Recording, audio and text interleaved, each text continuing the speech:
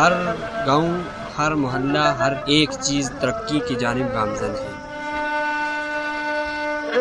लेकिन आजकल सरहद पर जब दोनों ममालिक आपस में अपनी ताकत को आजमाते हैं तो गरीब आवाम का जीना और गरीब आवाम की रात की सांस लेना एक मुश्किल बात बन जाती है।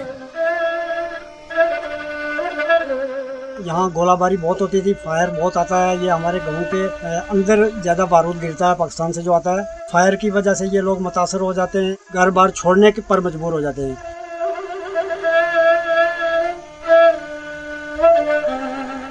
नए खून, नई लाशें उठना, नई जानों का ज़िया, ये इंसानियत को कहाँ तक कायम रख सकता है।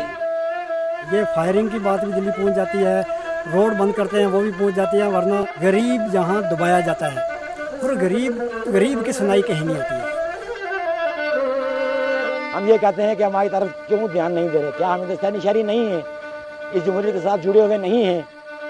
हुकूमत को भी पता है ऐसे हम जाहिल अनपढ़ लोगों का हक हम खा जाएंगे, ये कहाँ तक अपनी आवाज़ उठाएंगे, ये अपनी आवाज़ नहीं उठा सकते। गांधी जी के अदम तशद्दुद वाले आईने में अपना अक्स देखें और उसे अपना अक्स कुछ अजीब सा नजर आए।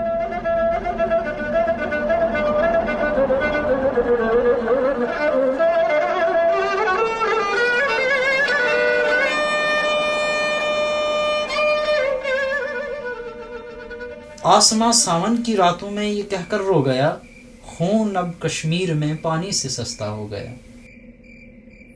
रोती है बादे सबा भी हाले गुलशन देखकर, तुम जिसे कहते हो शबनम ये तो है खूने जिगर। हालात इस किस्म के थे, फिर भी उम्मीदें बहारों की अभी तक हैं जहां। नोक पर खंजर की जो ये लेना चाहते हैं अमन, नोक पे खंजर की जो ये लेना चाहते हैं अमन, दुश्मने इंसानियत हैं ये है गद्दारे वतन। कौन अपना क्या बेगाना, ये फसाना छोड़ दें, सरहदों के नाम का हम ये बहाना छोड़ दें, आओ मिलकर नफरतों की ये दीवारें तोड़ दें। एक सीज फायर लाइन है, जिस लाइन के उस पार एक भाई रह रहा है, एक भाई इस पार।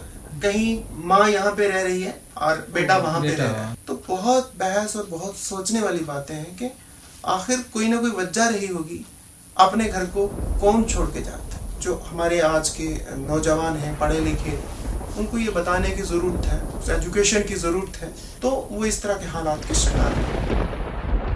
हम जो है इस लिखने पे भी आए कि अगर वो तशद्दुद से हमारे अंदरूनी जो मामलात हैं वो हल नहीं हुए हैं, तो हमें बेहतर यही लगता है लिखने के बाद अगर उसे प्रूव करेंगे तो वो हमारे लिए ज़्यादा अच्छी रहेगी।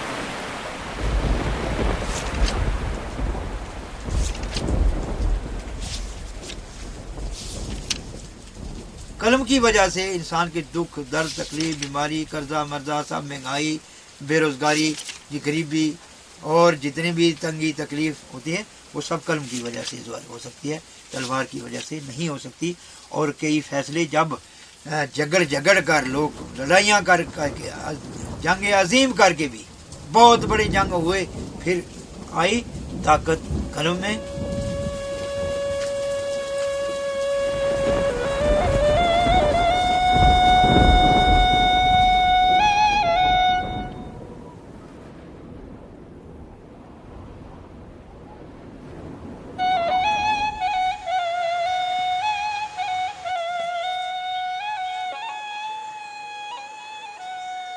मुझे लिखने का बहुत ज़्यादा शौक़ था। कुछ भी लिखता था तो उसको गलत समझ के फाड़ देता था। तो अचानक एक दिन गैर सियासी तंजीम जिसका नाम चरखा है वो पुंछ की धरती पर आ पहुंची। तो आइए मैं अपने कुछ और साथियों से मिलाता हूं जिन्होंने मेरे साथ इस काम को निभाया और जिन्होंने भी सीखा। पुंछ वही जहाँ पे गोलाबारी होती है, बॉर्डर एरिया है, इस वहाँ पे शेलिंग होती है। हम कहते हैं वही, हाँ वही, लेकिन दिल में दुख होता है कि काश ऐसा नहीं कहना पड़े। ऐसा कहते काश पुंछ को खूबसूरती के लिए जाना जाए, बम्बिंग के लिए, शेलिंग के लिए नहीं जाना जाए। सीज़ फायर वायलेशन जो हो रही है वो ना हो और एक पीसफुल, एक अच्छा अमन का माहौल रहे, तो फिर वैसा ही हमें ऐसा पुंछ चाहिए। लिखने से बहुत कुछ होता है क्योंकि जो लोग उसको पढ़ेंगे उनके माइंडसेट में बहुत ज़्यादा टॉर्नेडो चेंज आएगी उस वजह से। में लोगों के बारे में ये सब पता चला है किस किस की क्या क्या प्रॉब्लम्स हैं और उन्हें हम मतलब उनसे हमें खुल के बात करने का मौका मिला है और उनका हल भी हमने ढूंढने की कोशिश की है। बहुत सारे स्टूडेंट्स जो हैं इकट्ठे हुए, जानकारी एक दूसरे को दी और हमने उनको दूर करने की कोशिश की। अपने आप में हमने एक फ़र्क महसूस किया। तो हमारे साथियों ने भी ये कहा कि आपने ये सब कहाँ से सीखा। हमारे घर वालों ने भी हमें शाबाश दी इस बात पर कि आप ऐसे काम कर रहे हैं, लोगों की खिदमत कर रहे हैं, तो ये आपके लिए मुस्तकबिल में एक अच्छा सिला बनेगा। लोग जुड़ते जाएंगे चरखा के साथ ज़्यादा से ज़्यादा, उससे ये फ़ायदा होगा कि हम एक नई सोच पैदा करेंगे और मुश्किलें आसान होती जाएंगी हमारी। हमसे जुड़े नौजवान हैं, उनकी तरफ से एक राया आई कि एक ऐसी जगह हो जहाँ पे हम बैठें, मीटिंग्स करें, बातचीत करें। इस तरीके के हमारे 3 ऐसे जगह चल रही हैं रूरल रिसोर्स सेंटर के नाम से, जैसे एक पुंछ में है, एक एक खनेतर और तीसरा एक खारदार तारों के अंदर कीरनी नाम की जगह पे है। कोशिश कर रहे हैं कि दूर दराज इलाकों तक पहुँचे जहाँ तक ये ज़रूरत है।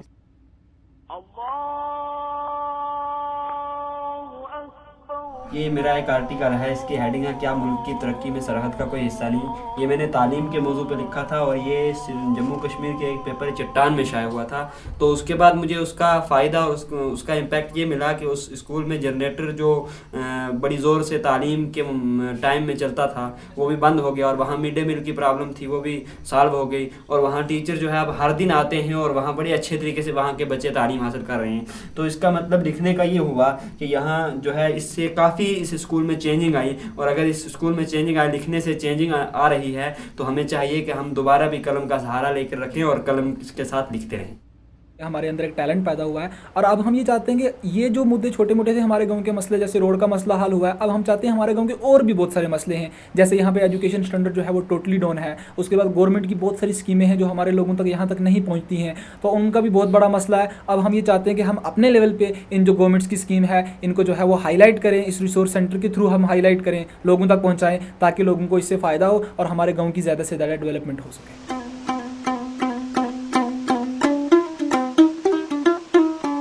एक पसमानदा इलाका है, एक पहाड़ी इलाका है और किसी वक्त भी हमारे गांव के अंदर अगर कोई बीमार हो जाता है तो उसको यहाँ चारपाई पे उठा के लाया जाता है।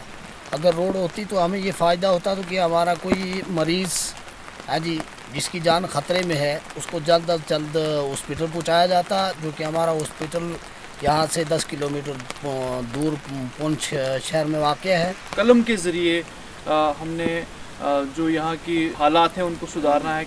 ऐसा नहीं लग रहा था कि हम इतना काम कर पाएंगे, लेकिन आज मैं अपने गांव से लगभग 20-25 किलोमीटर दूर जो चरखा का इम्पैक्ट हम देखने के लिए आए हैं, जो आर्टिकल्स के ज़रिए लिखकर हमने पहुंचाई थी, तो ये रिज़ल्ट हमारे सामने है।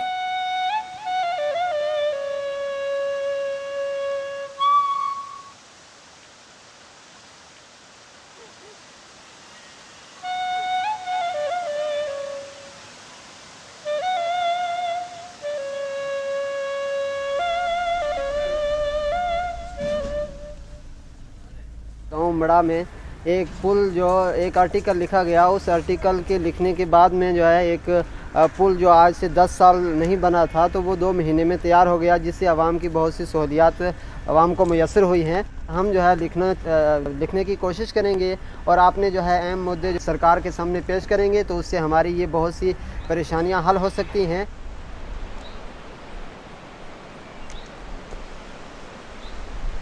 अल्फ अपने दर्द नू ये दर्द जानन साथी कौन है सदा बेगानियां दा ओ कदर होंदी उच्चियां सुच्चियां दी दस तूर ए सदा जुबानियां दा।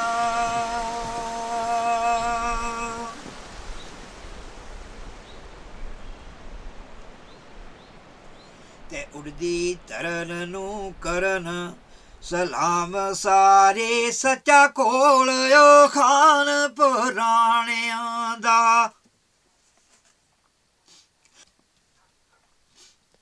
ਉਹ ਤੀਕੇ ਦੇਵਦੇ ਭੁੱਖਿਆਂ ਆਜਜ਼ਾਂ ਨੂੰ ਪਰ ਪਰ ਥਾਲ ਦੇ ਲੋਕਾਂ ਰਜਿਆਂ ਨੂੰ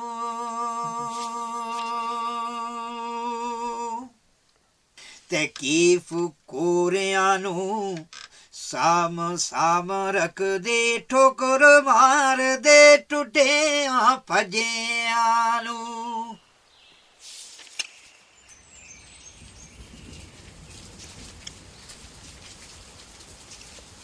ਤੇ ਲੀਲਾ ਲੀਰ ਨਾ ਦੇਵੰਦੇ ਇਹ ਨੰਗਿਆਂ ਨੂੰ ਪੁਰਕੇ ਪਾ ਦੇ ਲੋਕਾਂ ਕਜਿਆਂ ਨੂੰ